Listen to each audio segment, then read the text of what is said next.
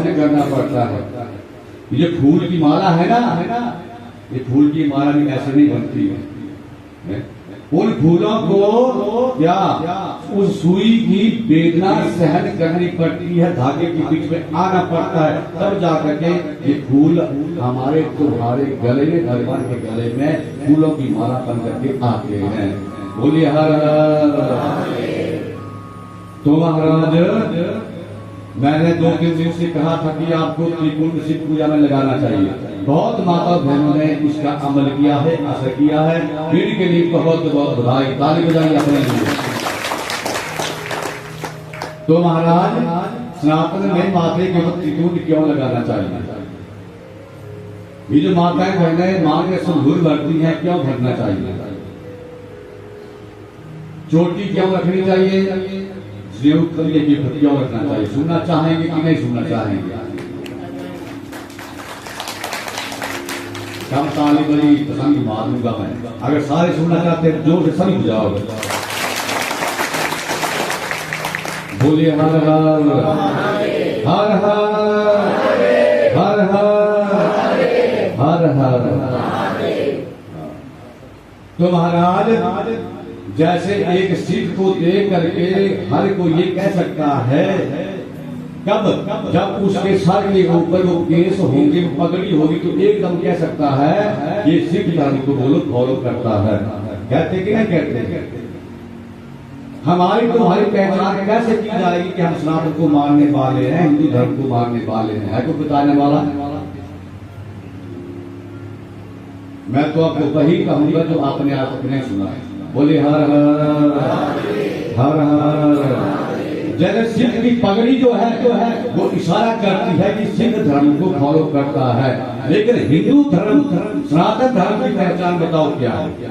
माथे के ऊपर तिल, माथे के ऊपर त्रिपुंड, गले में महाराज मंगल सूत्र माता बहनों के, हाथों में मेहंदी, बाजुओं में लाल लाल चूड़ा, ये हमारे सनातन धर्म की निशानियां हैं। कंधे के ऊपर ये पवित्र जनेऊ, चोटी सर के ऊपर क्यों रखनी चाहिए? चाहे आप घर में कितना कीमती टीवी लगा लो, डिश लगा लो, सजनों जब तक वो अंटीने के साथ नहीं जुड़ेगी ऊपर, तब तक सिग्नल आएगा। और जिस बच्चे के महाराज थोड़ा संस्कारों में जब वो यज्ञ का समय आता है, करवा दिया जाता है समय से, 8 से लेकर के 15 वर्ष तक ये संस्कार होता है शास्त्रों के अनुसार। और जिस बच्चे का संस्कार समय से हो गया वो बच्चा विद्वान बनेगा, बुद्धिमान बनेगा, संस्कारवान बनेगा।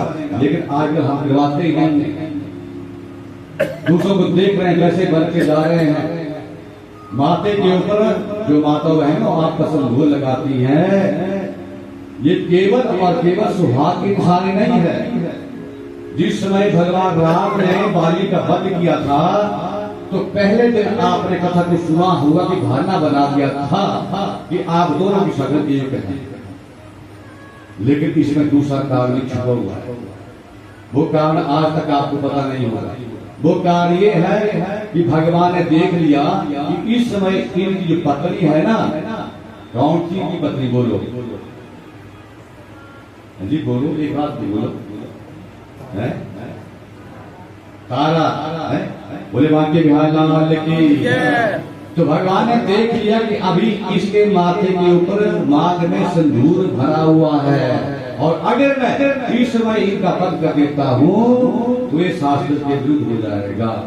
और भाना लगा दिया कि आप दोनों की शक्ल एक है। अब दूसरे दिन महाराज फिर फूलों का हार आप पहनो जाओ। अब महाराज उस समय क्या हुआ, सुबह सुबह का समय था, उनकी पत्नी स्नान कर रही थी और माथे के ऊपर वो माँ का सिंदूर पानी से बोलो, और उसी समय भगवान ने मौका देखा और वाली का बोलो। वो है ना काम की चीजें। सबको मांग में सिंदूर सौभाग्यवती बहनों को, माताओं को बोलो भरना चाहिए कि नहीं भरना चाहिए? हाँ जी ना जी।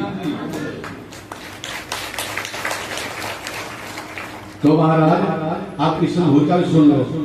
जो माताएं बहनें सिंदूर को सेंट्रल भाग से आगे पीछे भरती है, ध्यान कर लेना, उस गृहस्थ में उसका पति भी वैसे ही उसे दूरी बना करके रखता है। छोटी छोटी बातें। इसलिए माँ का सिंदूर बोलो मध्य भाग में हमेशा भरना चाहिए, ताकि दोनों इकट्ठे रहने बड़े प्रेम के साथ रहे। शिव के भक्तों, अब त्रिकोण का तो कथा के बीच में आपको पता लगेगा त्रिकोण कितना महान है, यह का फल देता है। लेकिन माथे के ऊपर जब हम तिलक लगाते हैं तो हमें कुछ ऐसे भी कहने वाले सनातन के विरोधी कहा जाते हैं, वो कहते हैं कि बड़ा भक्त बनिराज टोक देते हैं, और हम क्या करते हैं दूसरे दिन से लगाना बोलो भूल जाते हैं। ये गलती उस टोकने वाले की नहीं है, ये गलती किसकी है? गलती हमारी है, हम उसे जवाब नहीं देते हैं। जवाब देना चाहिए उस समय। क्या जवाब देना चाहिए? बता दो कि छोड़ दो? बोलो हर हर। उसको कहना कि जिस तरह एक मंगल सूत्र किसी माता बहन के गले में, जिस तरह एक चूड़ी लाल माता के बाजुओं में, हाथ में लाल मेहंदी, माँ का सिंदूर केवल सौभाग्य की निशानी नहीं है, बल्कि वो ये बताती है कि इसका कोई पति है, इसका कोई नाथ है। ठीक इसी तरह महाराज जो माथे के ऊपर तिलक लगता है, दो मालाएं आप धारण करते हैं। किसी ने कहा महाराज आप तुलसी और दस की माला की चर्चा करते हैं शिव कथा में, तो मैंने कहा महाराज जो लिखा है वो कहना पड़ेगा। तो हम तो सोने की पहनते हैं, चांदी की पहनते हैं, या वो नहीं चलेगी?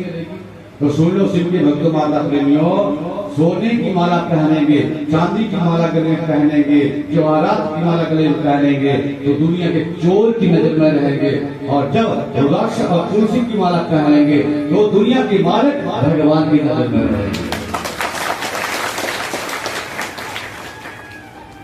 शिव के भक्तों की भक्ति भी दो प्रकार के होते हैं, एक होता है पालतू और दूसरा बोलो फालतू।